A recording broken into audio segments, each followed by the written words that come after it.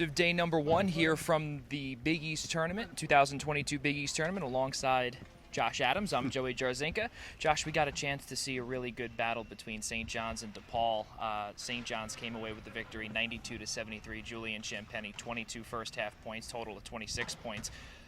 You picked DePaul when we were on our preview, and boy, did they slap you in the face. Well, Joey, they started off gangbusters, and at the under 12, Julian just turned on a switch and was just absolutely could not miss at the beginning of the first half, all the way to halftime. Obviously, he kind of slowed up in the second half, but by that time, DePaul just was flat. I don't know what Tony Stubblefield could have done, but they just didn't show, and they were playing their best ball. They won 3 out of the last 4. They beat Marquette. I'm shocked. But, hey, St. John's advances, and they play Villanova Thursday night. Keep in mind also, DePaul started off on a 12-2 run, followed by a Mike Anderson timeout that changed the entire narrative of the contest, where you saw a little bit of Nick Ongenda, too. He obviously had that technical foul. There were a few times where he was a little off balance towards this side of the court, and it looked as if also he was a little bit undisciplined as well here tonight. Yeah, a little bit. But, again, there's so many things that I think we expected from DePaul. Like we expected Freeman Liberty to play a little bit better tonight. I expected more of a well-rounded game. And the thing is with St. John's is that they actually played what Mike Anderson said after the game was they actually played defense. They played the kind of defense that a coach like Mike Anderson expects from his team. And they've been so disappointing this season when it comes to that. But absolute lockdown from the bench and everybody else. And going into tomorrow, hey, who knows? Villanova coming here to play on St. John's home floor. Anything can happen. It's the biggest tournament, Joey. Yeah, and the best part also is obviously tomorrow in session number 3, it's going to be St. John's Villanova, followed by UConn and Seton Hall. But first, of course, Seton Hall had to get through a tough Georgetown team, 57-53. And if it was not for that go-ahead three-point shot by Jameer Harris to make it 55-53 with 37.3 seconds to go, we might be talking a little differently here from MSG tonight. It was a nail-biting time past midnight, the first day of the Big East tournament, Joey. So what more could he ask for? If you're wondering if things are back to normal, well, things felt really normal. Wednesday night, again, Georgetown really played Seton Hall tough in Newark last week. Yeah. So it shouldn't have been any kind of a shock that they really kept this game close throughout. And one thing that Seton Hall has, and I keep reiterating this, is they have the depth and they have the experience. And it was pretty clear towards the end of the game that they wanted the ball in Jameer Harris's hands, Jared Rhoden's hands, or Miles Cale's hands. And because of that, they finally, with 42 seconds left, put the Hoyas away. But all credit to Georgetown. They really played their butts off. And it's 0-19 conference season, but hopefully they regroup and come back strong next year. Well, now tomorrow for Seton Hall, Kadari Richmond, chances are he will be playing, but we did hear in the press conference that Kevin Willard, of course, with a little bit of jokes, of course, saying that none of us were athletes, as you know, but a little bit of a jam thumb, or really gutted it out, as he called it. But now there's obvious evidence that Kadari Richmond is not 100% comfortable, and that could be a massive factor heading into tomorrow night's contest against UConn. It's a huge factor, and I don't know what. I think Jerry Carino always says it's Tony Testa's holy water, the athletic trainer for Seton Hall. I don't know if they're going to go to the well for Kadari Richmond tomorrow, but the upshot is that Jameer Harris again played so well behind Richmond at point guard, and Georgetown was really actively trying to press there at the end, and they kept the turnovers low. Look, it's the tournament. I expect if Richmond can play, he'll give it his all. But you and I both saw that he was really hampered, especially at the start of the game, that he was really hampered. His handle was really hampered. Yeah. He was committing turnovers. He looked like he was getting a little more comfortable towards halftime. Yeah. But then, as Willard pointed out, that he got hit and had a sprain and kind of, he decided to sit him out.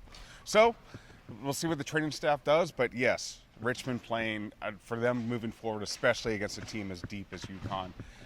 Without Kadari Richmond, they're in some serious trouble. Well, I think there's another little bit of concern with Seton Hall also. They were out-rebounded by Georgetown by double digits here tonight. That's definitely some concern going up against all Big East first-teamer and Adama Sanogo. No, absolutely. Sanogo dominated when they played at UConn, and he had great numbers when they played the overtime game at Seton Hall.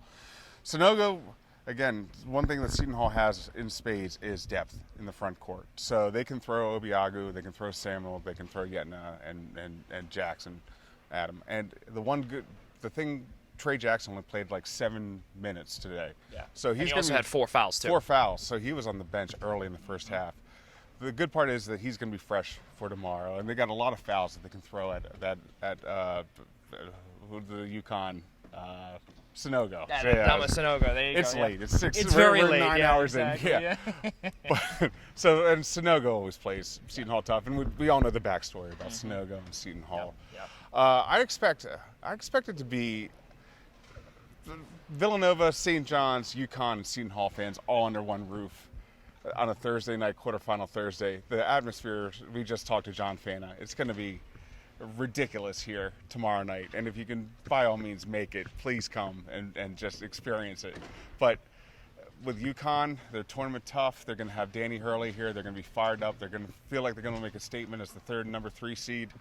Without Kadari Richmond, I don't give Seton Hall much of a chance, but if Richmond plays even pretty well, hey, could go into OT like the first game. Well, keep in mind also in the last contest that Josh was speaking about just a few moments ago, 65-60 was the final score in favor of UConn up at Gamble Pavilion. Josh, looking at the other contest, Villanova and St. John's tomorrow. St. John's comes in with a big victory against DePaul here on Wednesday night, but as history has shown in the past, and as long as I've been a student, or when I was a student at St. John's, it's always been you handle business on Wednesday, and then Thursday you play that 12 o'clock game, and it goes the complete opposite of what you want it to go. But here this year, because of UConn coming back into the conference, and now there is 11 teams, and that 4:30 game today or on Wednesday had to be implemented. Now they play in that 7 o'clock game. They don't have to play at the 12 o'clock slot. They're going to be playing at 7 o'clock exactly 24 hours later. So a little bit different for St. John's heading into tomorrow. Do you see any chance that St. John's can overcome Villanova? They lost to them twice this year. I thought when you were at St. John's, that was the Chris Mullen era. I thought there was I'm kidding. No, I understand what you're saying about St. John's, and it does benefit them to have the 7 o'clock. We've seen St. John's perform like world beaters on a Wednesday, and then Thursday there's absolutely, it's a Jekyll and Hyde scenario with the Red Storm. Look, anything can happen in the Big East tournament. I know it sounds cliched, Joey, and but it is actually true. I can recall 2014 or 2015, a Seton Hall team that really had Sterling Gibbs and a bunch of role players beat a really good Villanova team on the floor on Thursday. So, yes, with players as talented as St. John's has, they could very well beat Villanova. Now, obviously, Villanova's loaded. Colin Gillespie is probably the Big East player of the year. Yeah. Eric Dixon is a load front. Jermaine Samuels, just Roundtree Cosby. I mean, Demir Crosby, Demir Crosby Roundtree, Look, Villanova could make a national title run. Yeah. Absolutely. But it's the Big East tournament. It's New York. It's Thursday. People are going to be rowdy. There are going to be 20,000 rowdy fans here at Madison Square Garden. Yeah. Anything can happen. You just got to – it would not shock me to see it. But if I have a gun to my head, obviously, I'm taking Jay Wright and the Wildcats. I picked them to win the whole thing. So. Oh, yeah. There's no doubt. Yeah. But what we could tell you, though, ladies and gentlemen, tomorrow, obviously, game number 1, it all begins Butler-Providence, followed by Creighton-Marquette, St. John's, and Villanova, and UConn and Seton Hall in the nightcap. What a Thursday we have here from Madison Square Garden alongside College Hoops Digest Josh Adams. I'm Joey Jarzynka. We will be back tomorrow doing this exact same thing, Josh. You down for that? Oh, 100%, Joey. Can't wait. Absolutely. It's going to be tons of fun. Well, ladies and gentlemen, we wish you all well and a good night from the world's most famous arena.